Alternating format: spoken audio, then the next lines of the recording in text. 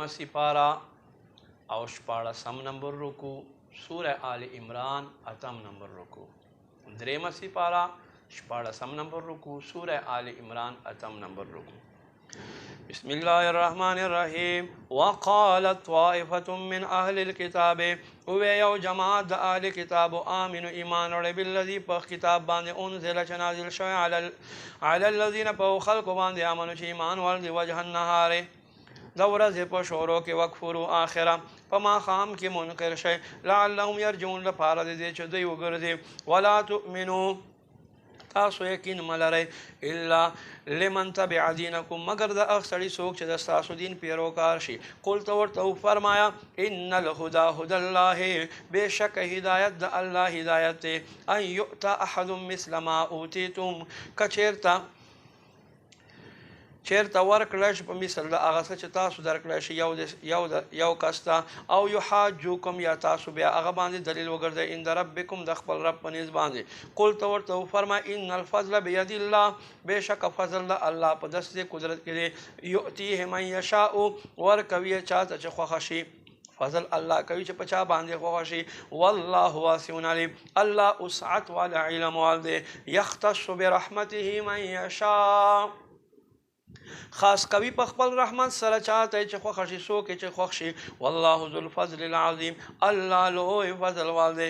ومن اهل الكتاب من ان تامنه او د اهل کتابو نسته هغه دي که چېرته ته دوی خواته بقنطار یودي الیک یو دینار یو لوی دینار یو ډیر ورکې یو پنډ ورکې نو دی بیا تاسو ته حواله کوي. ومنهم او له دې یهودیان من هر هغه کس چې ان تامنه بدینار که چېرته ده ته یو هم دینار ورکې لا یؤدیه الیک نو دی بیا تا ته نه حواله کوي الا ما دمت علیه قائما مګر تر څو پورې چې د په سر باندې ولاړ یې. ذلک بانهم دا په دې سبب سره بېشکه دوی قالوا وایي لیس علینا فی الامیین سبیل ان پړو خلکو ته په موږ باندې څه مؤاخذه نشته زمونږه دوی په معامله کې څه مؤاخذه نشته دی. وینقولون دوی وایي علی الله الکذب الله په ذات باندې دروغ وهم یعلمون په داسې حال کې چې دوی پوهیږي. بلا من اوفا بعهده ها ولنه څوک چې خپل عهد پوره کړي واتقا پرهیزګاري اختیار کړي فان الله پس بېشکه الله يحب المتقین خوښوي پرهیزګاران.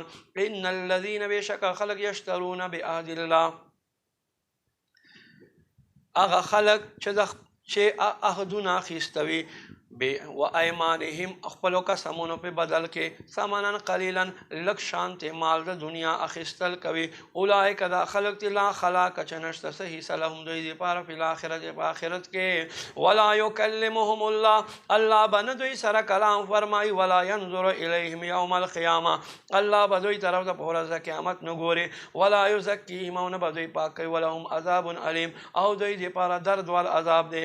و ان منهم لفریقا او بېشکه په دې اهل کتابو کې یو جماعت دی یلؤون السنتهم بالکتاب په کتاب کې دوی څه کوي په خپلو ژبو سره اوړول کوي. لتحسبوه من الکتاب چې تاسو دا ګمان کوئ چې دا حصه د کتاب دی. وما هو من الکتاب او حال دا دی چې دا د کتاب حصه نه وي. ویقولون دوی وایي هو من عند الله الله له جانبه دی دا.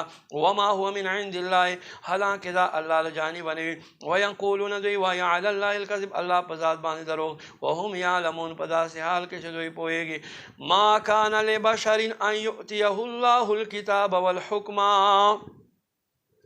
د سړي دا حق نه دی چې الله د کتاب او حکمت ورعطا کی والنبوت او نبوت ورعطا کی ثم يقولون ثم يقول بیا دا ویل للناس خلقو ته كونوا عبادا لي زما بندگان شي من دون الله الله نه علاوه ولكن كونوا ربانيين ها دا به وایي چې تاسو شئ الله ول بما کنتم تعلمون الکتاب په سبب د دې چې تاسو کتاب زده کوئ وبما کنتم تدرسون او په سبب د دې چې تاسو د کتاب درس کوئ.